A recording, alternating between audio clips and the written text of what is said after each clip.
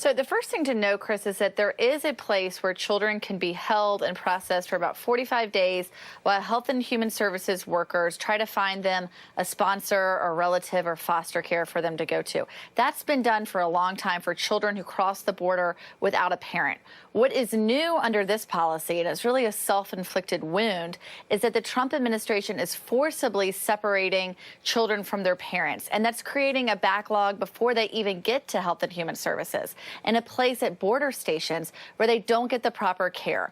Often there's not enough bedding. They might have to sleep on the floor. They might have to share a room with an adult male who they don't even know without their parents. And so we see now that over half of those children, there are about 580 unaccompanied children who are in those facilities now, the border stations. About half of those are under about half of those have been there over 72 hours, and then about 150 of those are under the age of 12. That's ages 0 to 12. We really want to drill down on some of those youngest children, figure out how they're being cared for, whether or not they're getting the proper attention they need, and why they haven't been able to be moved out of that care. On the other hand, HHS, because they're scrambling and not able to take in those children, they today, Chris, started touring Air Force bases to take in more children. That also has been done in the past, but under a surge of unaccompanied children, not children who were made unaccompanied because the administration came in and took them away from their parents. So I just want to be clear here, because I know this is complicated, right? So there are these facilities. We saw Senator Jeff Merkley at one down near the border. It was an old Walmart with the windows blacked out. That's an actual facility. It's run by a contractor hired by HHS to care for minors there. We're not even talking about those kinds of facilities. We're talking about, before they get there, a processing facility that is in no way, shape, or form designed to care for children, correct?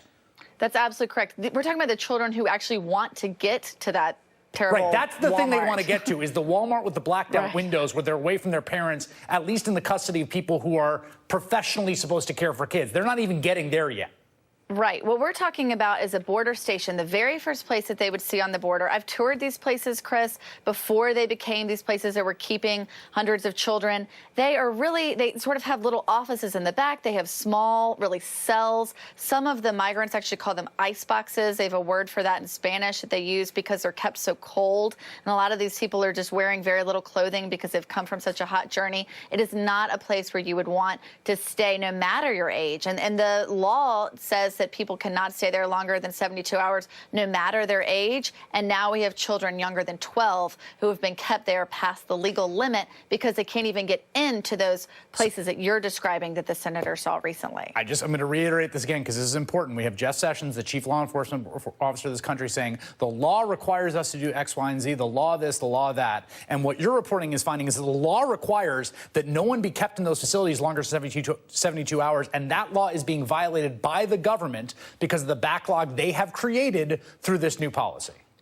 That's absolutely correct, and we wanted DHS to have lots of time to respond to that. They did not respond. We got a document from DHS. It was leaked to us, and we understand that it actually goes completely against what the Attorney General says. So there are people who have been kept there longer than 72 hours. 300 of them are unaccompanied children, and about 150 of them are these young children that should be priority. Yes, under 12. They're known as tender-age children because they would obviously have separation problems leaving their parents, and they should be prioritized. But even with those priorities, even with the way the law is set up, they simply haven't had the space to find them a place, even in HHS care, let alone in a home.